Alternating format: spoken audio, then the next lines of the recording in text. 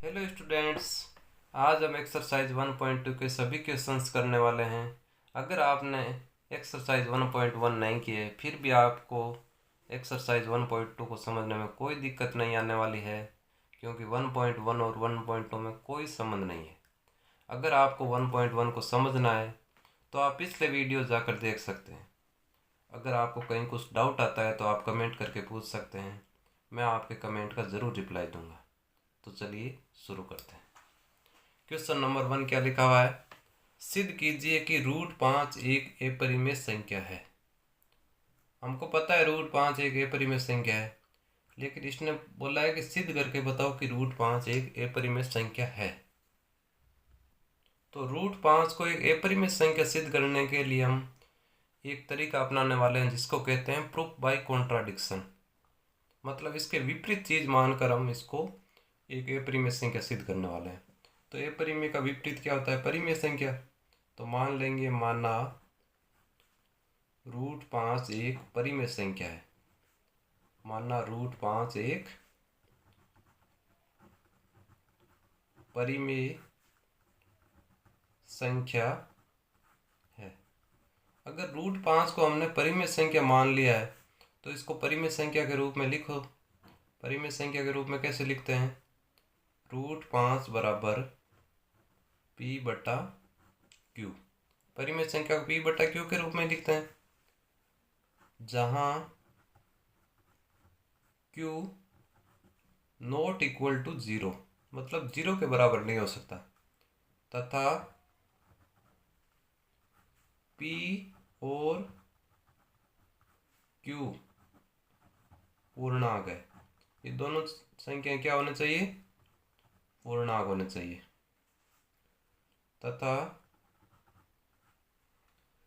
हम मानकर चल रहे हैं कि p और q सह अभाज्य है। सह अभाज्य है। अब सह अभाज्य क्या होता है ये अभी मैं आपको बताऊंगा। जैसे कोई संख्या है, जैसे 8/10, तो अभी ये सह अभाज्य नहीं है। इन दोनों में 2 का भाग जा रहा है। अगर इनमें 2 का भाग दे देंगे तो क्या आ जाएगा? 2 से काट देंगे तो यहाँ 4 आ जाएगा, यहाँ 5 आ जाएगा। तो क्या आ गया? 4/5। अब ये 4/5 एक के अलावा किसी भी सेम संख्या से विभाजित नहीं हो रहे। इसका मतलब ये दोनों क्या है? सह अभाज्य। तो हम इसी रूप में लेकर आते हैं सारी p/q वाली संख्याओं को। इसीलिए मैंने यहाँ लिखा है p और q क्या है? सह अभाज्य। सह अभाज्य मतलब उन दोनों में कोई भी कॉमन संख्या का भाग नहीं जा रहा एक के अलावा। अब क्या करना है? यहाँ पर q इसको मल्टीप्लाई कर देंगे √5 के साथ। √5q equal to p। √5q equal to p लिखो, चाहे p इक्वल टू √5q, एक ही बात है। अब हम दोनों तरफ वर्ग कर लेंगे, ये हो जाएगी समीकरण नंबर 1। दोनों तरफ वर्ग करने पर, तो p का वर्ग करने पर क्या आ जाएगा? p²। और इस तरफ √5 का वर्ग क्या होता है? 5, और q का वर्ग हो जाएगा q²। p² equal to 5q²। 5 का इस तरफ भाग दे देंगे तो p²/5 बराबर q²। हमने देखो यहाँ पर माना है q पूर्णांक है। q अगर पूर्णांक है तो q² भी पूर्णांक होगा। मतलब p² में 5 का भाग पूरा पूरा जा रहा है, तभी तो 5 का भाग देने पर कोई पूर्णांक संख्या आ रही है। तो अगर p² में 5 का भाग जा रहा है तो p में भी 5 का भाग जाएगा। तो यहाँ पर आपको क्या लिखना है? p² 5 से विभाज्य है। विभाज्य है मतलब इसका भाग जा रहा है। हमको ये दिख रही है साफ साफ चीज। p² 5 से विभाज्य है, अतः है p भी 5 से विभाजित होगा। p भी 5 से, कोई भी संख्या का वर्ग अगर किसी संख्या से विभाजित है तो वो संख्या भी उस संख्या से विभाजित होगी। या आप कहीं भी ट्राई करके देख सकते हो किसी भी संख्या पर।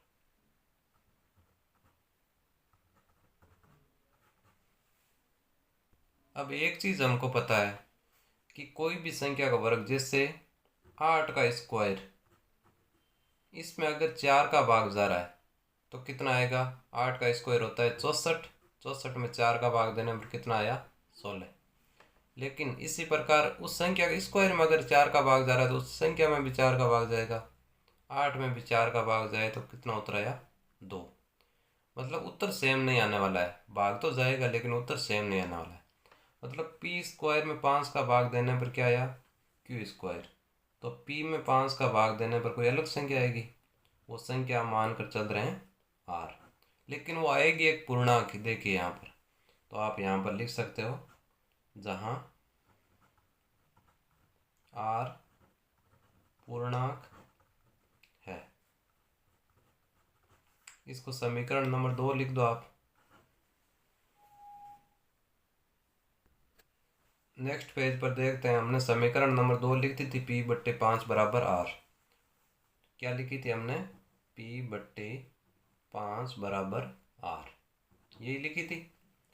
तो अगर हम 5 को इस साइड गुणा कर दें तो p बराबर क्या आ जाएगा? 5r। p बराबर क्या आ गया? 5r। p का मान रख सकते हो आप समीकरण नंबर 1 से। समीकरण 1 में p का मान क्या था?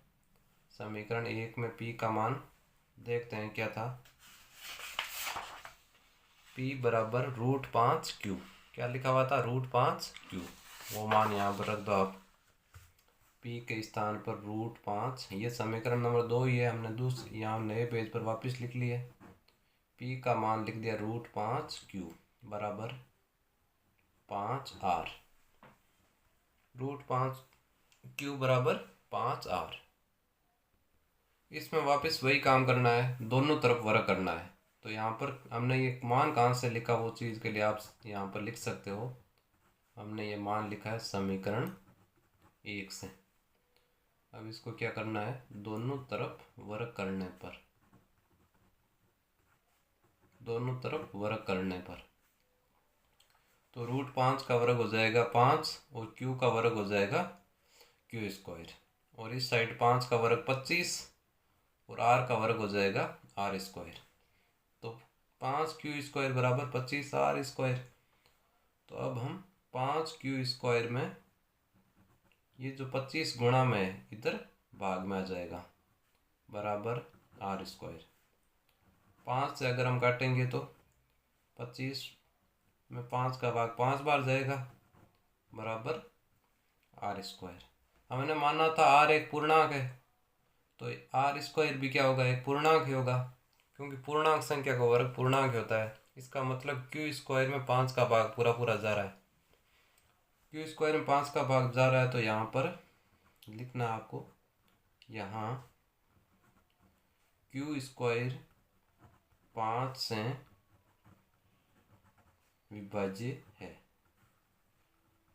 यहाँ q स्क्वायर 5 से विभाज्य है, अतः q भी 5 से विभाजित होगा। अतः q भी 5 से विभाजित होगा। वही चीज़ है जो पिछली बार मैंने बताई थी ना, p स्क्वायर अगर 5 से विभाजित है तो p भी 5 से होगा। यहाँ पर q स्क्वायर अगर 5 से है तो q भी 5 से होगा। लेकिन एक चीज़ हमको बताओ कि इसमें वापस से वही चीज़ लागू होने वाली है, जैसे p स्क्वायर में 5 का भाग देने पर अलग संख्या आ रही थी, p में 5 का भाग अलग आ रहा है। तो इसी प्रकार q में अगर 5 का भाग देंगे तो यहाँ पर मान रहे हैं m आ जाएगा। कुछ भी मान सकते हो एक संख्या। यह हो गया समीकरण नंबर 3। यहाँ पर आपको लिखना है जहाँ m एक पूर्णांक है, क्योंकि भाग पूरा पूरा जा रहा है तो जो रिजल्ट आएगा वो भी तो पूर्णांक आने वाला है। समीकरण 2 और 3 से हमको एक चीज़ समझ में आ रही है। देखो p में 5 का भाग जा रहा है और q में भी 5 का भाग जा रहा है, जबकि हमने शुरुआत में क्या मान कर चले थे कि p और q सह अभाज्य है। मतलब ये एक के अलावा कोई भी सेम संख्या का भाग नहीं जा रहा है, जबकि यहाँ पर दोनों ही 5 से विभाजित हो रहे हैं। इसका मतलब जो हमने माना था वो गलत माना था। समीकरण 2 और 3 से ज्ञात होता है कि, आप अपनी लैंग्वेज में लिख सकते हो, ज्ञात होता है कि P और Q दोनों 5 से विभाज्य है। किस से विभाज्य हो रहे हैं? विभाजित 5 से। अतः हमारी कल्पना गलत थी, हमने जो माना था वो गलत था। अतः हमारी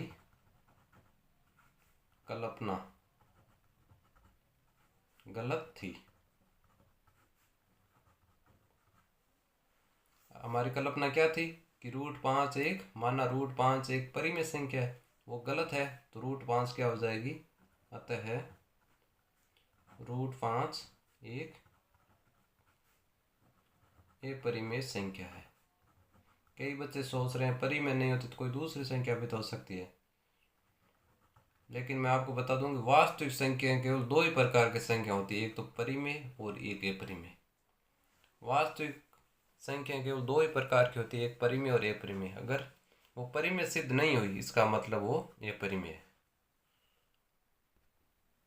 अगला क्वेश्चन क्या है? सिद्ध कीजिए कि 3 + 2 √5 एक अपरिमेय संख्या है। मतलब हमको सिद्ध करके बताना है कि 3 + 2 √5 एक अपरिमेय संख्या है। तो वापस से वही नियम लगाएंगे हम, प्रूफ बाय कॉन्ट्राडिक्शन वाला। माना 3 + 2 √5 एक परिमेय संख्या है। माना 3 + 2 √5 एक परिमेय संख्या। पहला क्वेश्चन बड़ा था, ये दोनों क्वेश्चन दूसरा और तीसरा छोटे छोटे होने वाले हैं। माना 3 + 2 √5 एक परिमेय संख्या है, तो इसको परिमेय के रूप में लिखना है।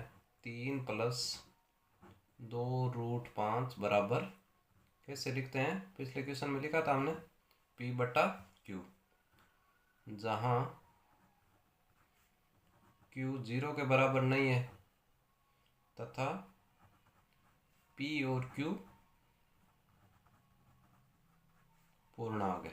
अब आपको केवल इतनी लाइन लिखनी है, तथा P और Q पूर्णांक है।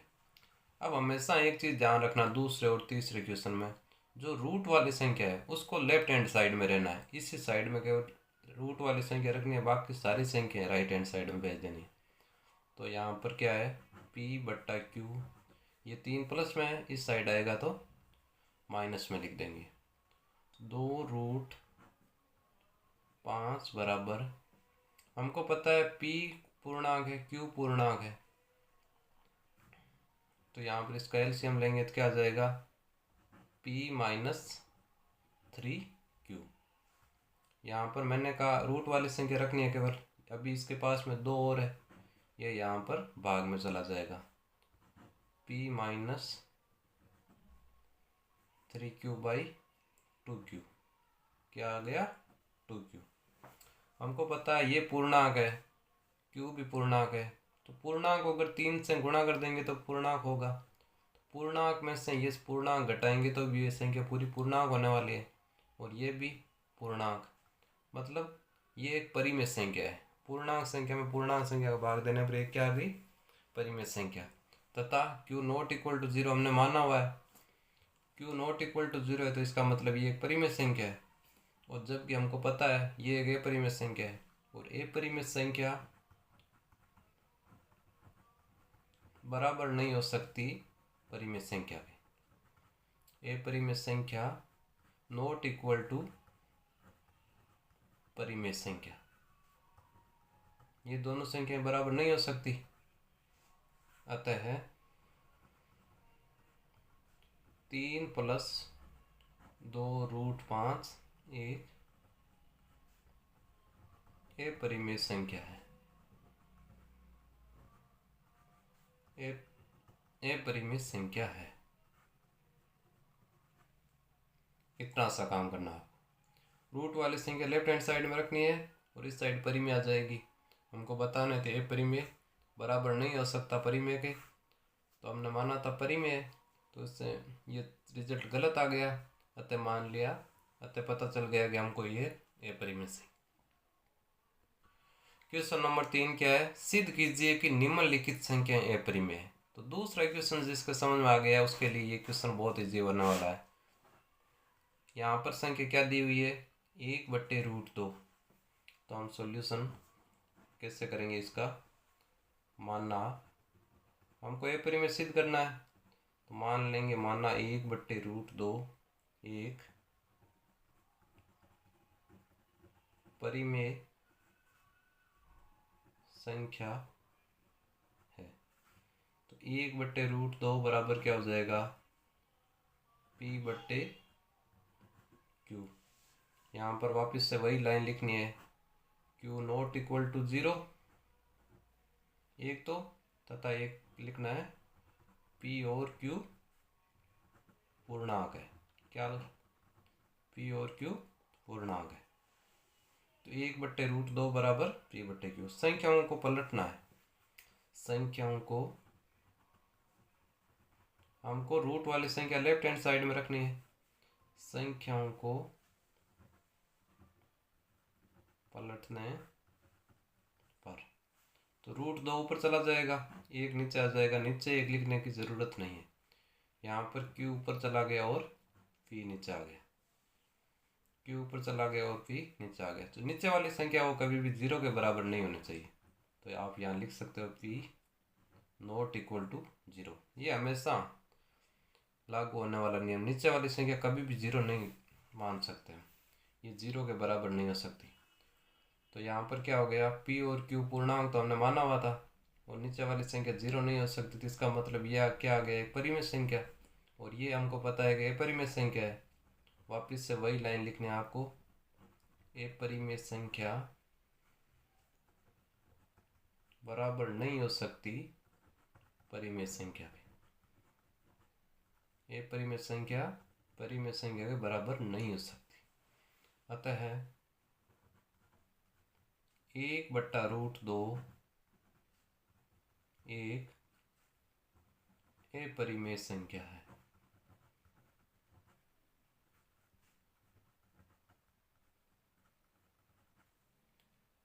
सेकंड भी सेम ही होने वाला है।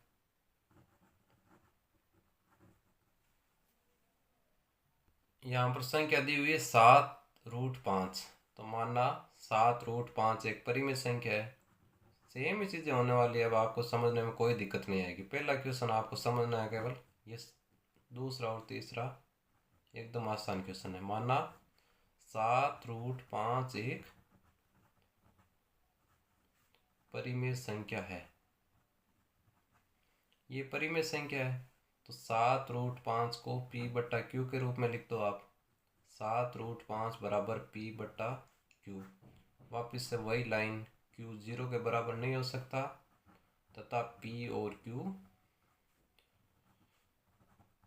पूर्णांक है, P और Q पूर्णांक है।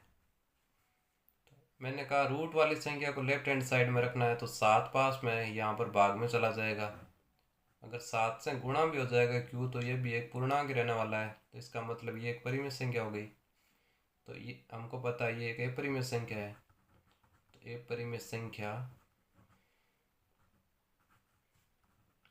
संख्या बराबर नहीं हो सकती परिमेय संख्या के, बराबर नहीं हो सकती परिमेय संख्या के। अतः है 7√5 क्या संख्या है, 7√5। यहाँ पर से देखकर डायरेक्ट मत लिख देना, ये ऊपर जो संख्या लिखी हुई वो लिखनी है। 7√5 एक अपरिमेय संख्या है। इसी प्रकार तीसरा होने वाला है, तीसरा पॉइंट, उसमें 6+√2 को एक परिमेय संख्या मानकर चलना है। माना 6+√2 एक परिमेय संख्या है। माना 6 + √2 एक परिमेय संख्या है, तो क्या लिखना है, 6 + √2 बराबर p/q। वापिस से q नॉट इक्वल टू 0 तथा p और q पूर्णांक है। p और q पूर्णांक है। रूट वाली संख्या यहाँ रखनी है, तो ये 6 माइनस में चला गया। अगर एलसीएम लेंगे तो इसके नीचे 1 है, q और 1 का एलसीएम q आएगा, तो क्या आ जाएगा, p - 6q। तो ये हमको पता है, ये पूर्णांक ये पूर्णांक, तो क्या हो गया, एक पूर्णांक परिमेय संख्या बन गई, जबकि ये एक अपरिमेय संख्या है। इसके तीनों पॉइंट सेम होने वाले हैं। ए परिमेय संख्या नॉट इक्वल टू परिमेय संख्या, अतः 6 + √2 एक अपरिमेय संख्या है। 6 + √2 एक अपरिमेय संख्या है। तो धन्यवाद दोस्तों। अगर आपको कहीं पर कुछ भी समझ में नहीं आया तो आप कमेंट करके पूछ सकते हैं, मैं आपके कमेंट का ज़रूर रिप्लाई दूंगा। अगर वीडियो पसंद आए तो लाइक कीजिए, इसे अपने दोस्तों के साथ शेयर कीजिए और ऐसे ही मुझे प्रोत्साहित करते रहिए ताकि मैं आपके लिए और ज़्यादा मेहनत कर सकूं। धन्यवाद।